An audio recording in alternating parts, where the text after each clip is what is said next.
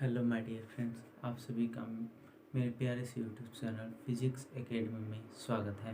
यह है मेरा क्लास 12th का चैप्टर नंबर फर्स्ट का वीडियो नंबर 3, जिसमें हम बहुत ही इम्पोर्टेंट टॉपिक पढ़ने वाले हैं, जिसका नाम है अध्यारोपण का सिद्धांत। इसको एक और नाम से जानते हैं, इसको बोलते हैं बहुल आवेशों के बीच पल। अध्यारोपण के सिद्धांत क्या कहता है, देखिए, यदि कोई निकाय अनेक आवेशों से मिलकर बना हो तो उनमें से किसी एक आवेश पर जो कार्यरत परिणामी बल होगा अन्य आवेशों द्वारा उस पर लगाए गए अलग अलग बलों के सदिशों के बराबर होता है।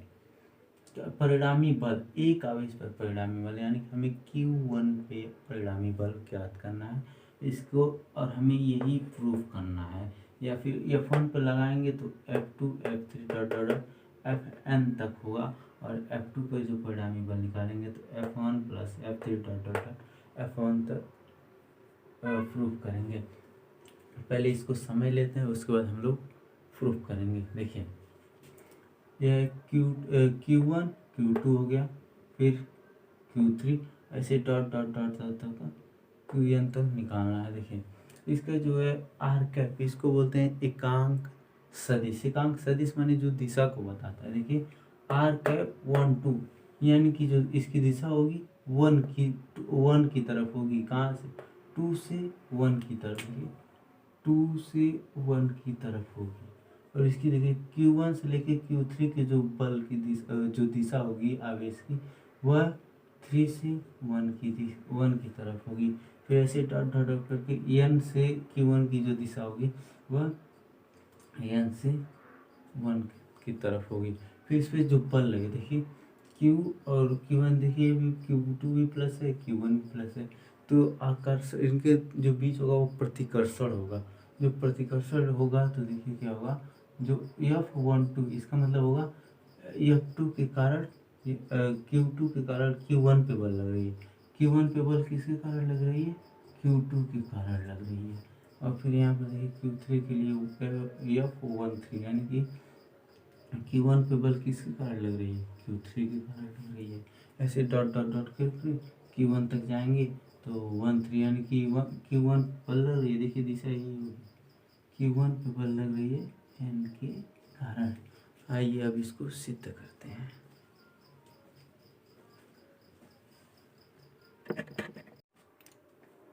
फ्रेंड्स, फार्मूला सिद्ध करने के लिए हम लोग पहले माना कोई निकाय n आवेशों, देखिए एक बड़ा सा निकाय बनाया हुआ है जो n आवेशों Q1 Q2 Q3 dot dot Qn से मिलकर बना है।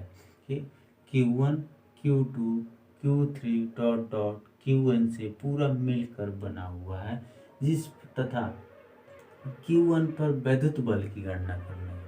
Q1 पर हमें वैद्युत बल करना है।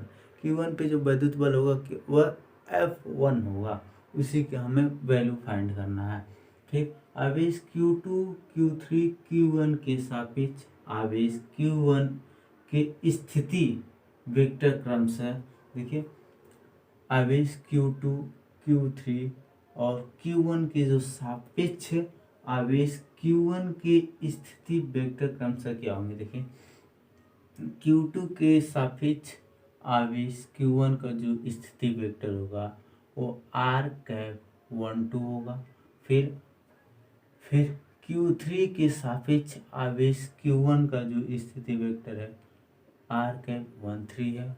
और फिर Q1 के सापेक्ष आवेश Qn का जो स्थिति वेक्टर हुआ R कैप 1 3 है, वही लिखा हुआ है। अब हमें क्या निकालना है? अब हमें निकालना है आवेश Q2 के कारण, आवेश Q2 के कारण Q1 पर कितना बल लगेगा। आवेश Q2 के कारण Q1 पर वैद्युत बल, आवेश Q2 के कारण Q1 पर वैद्युत बल। देखिए, आवेश Q2 के कारण Q1 पे कितना विद्युत बल रहा है, यह F12 वेक्टर F12 लग रहा है। तो देखिए वेक्टर F12 हो गया। फिर कूलॉम के नियम के अनुसार लिखेंगे ना, तो यहाँ पर होगा 1/4πε नॉट किसके कारण है, Q1 और Q2 के कारण, जो आवेश के बीच की दूरी का गुणनफल ना, देखिए Q1 Q2 और इनके जो बीच की दूरी कितना है, R12 है, इसका स्क्वायर हो गया। फिर R12 कैप, ये स्थिति सदिश जो दिशा को दर्शाता है, इक्वेशन नंबर हो गया फर्स्ट। फिर ऐसे ही हमें निकालना है Q2 के कारण Q1 पर जो बल लगेगा, फिर Q3 के कारण Q1 पे जो बल लगेगा, फिर ऐसे ही Q1 के कारण जो Qn के कारण Q1 पे जो बल लगेगा, ऐसे हमें फाइंड करना है।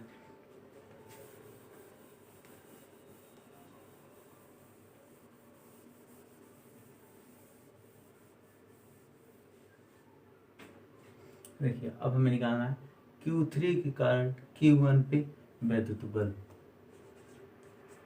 आवेश Q3 के कारण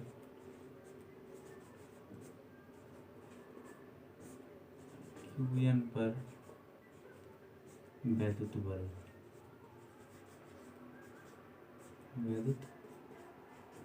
देखिए Q3 के कारण Q1 पे जो बल लग रहा है F13 लग रहा है, इज इक्वल टू कूलॉम के नियम से 1/4πε0 किसके कारण लग रहा है, Q1 और Q3 जो आवेश है Q1 और Q3 और उनके बीच की जो दूरी है R13 का स्क्वायर, और फिर इस जो सदिश वेक्टर है जो दिशा को दर्शा रहा है R⁻13 इक्वेशन नंबर सेकेंड। ऐसे ही Q1 के कारण Qn के कारण Q1 पर विद्युत बल, आवेश Qn के कारण Q1 पर विद्युत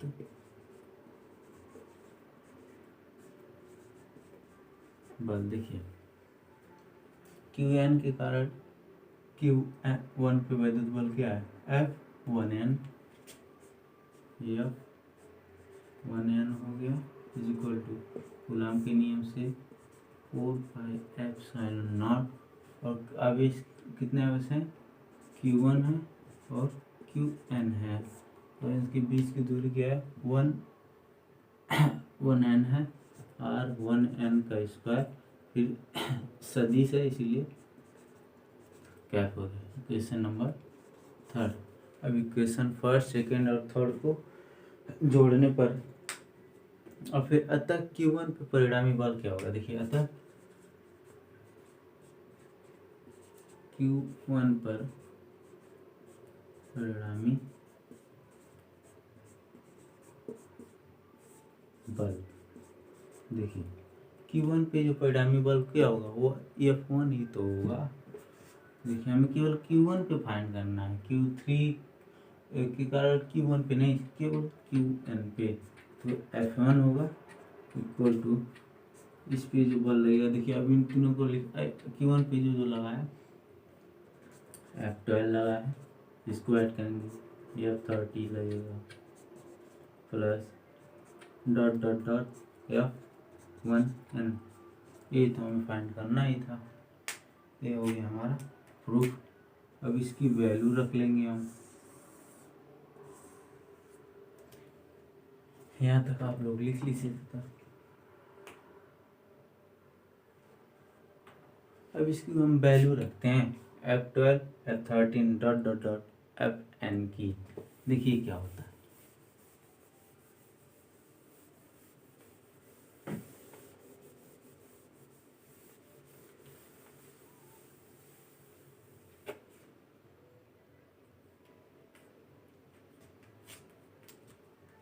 अतः समीकरण 1 व 2 3 से, अतः समीकरण 1, 2 तथा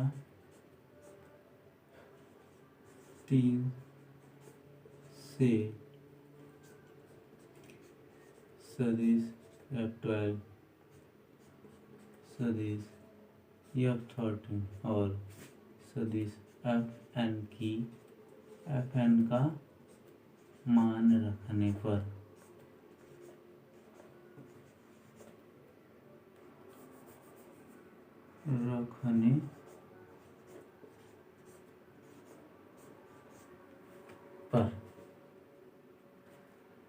अब इसको रखेंगे। यह 1 था, अब इसका क्या क्या था, पहले का था 1/4πε0। Q2 के कारण Q1 पर बल निकालना था, कितना था 1 2 का स्क्वायर फिर r का 1 2 फिर प्लस 1/4πε0। Q3 के कारण Q1 पे था, फिर 1/3 का r 1/3 का स्क्वायर फिर r कैप प्लस से डॉट डॉट डॉट यन तक निकालना था। ε0 Q1 Qn r 1n का स्क्वायर r 1n कैप। फिर देखिए यहाँ पर 1/4πε0 सब में कॉमन हो जाएगा। 1f is equal to 1/4πε0 Q1 Q2 r12 square r cap 12 plus Q1 Q3 r square 13 r13 का कैप, ऐसे ही dot dot dot dot dot करके Q1 Qn r square 1n r cap 1n। यह हो गया हमारा प्रूफ। एग्ज़ाम में ये बहुत ही इम्पोर्टेंट क्वेश्चन है जो हमेशा आता है। ऐसे ही F2 का भी हम लिख देंगे, वेरी बहुत ही सिंपल है। देखिए F2 का भी कुछ करना नहीं है, 1/4πε0 हो जाएगा। फिर देखिए यहाँ पर क्या होगा, Qn वही रहेगा, Q2 के कारण Q1 के कारण Q1 पे लगा बल, Q2 के कारण Q1 के कारण Q2 पर लगा बल। देखिए यहाँ पर उल्टा हो जाएगा उसका, देखिए दिशा बदल जाएगी तुरंत। r21 square r cap 21 plus देखिए फिर Q3 के कारण Q2 पर लगा बल, Q3 के कारण Q2 पर लगा बल r23 हो जाएगा स्क्वायर प्लस ऐसे ही यन तक निकालेंगे। फिर Qn के कारण Q2 पर लगा बल Q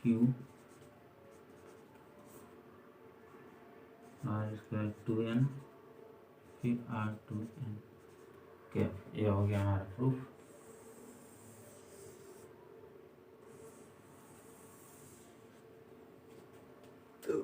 तो दोस्तों वीडियो पसंद आए तो लाइक सब्सक्राइब शेयर जरूर करें। धन्यवाद।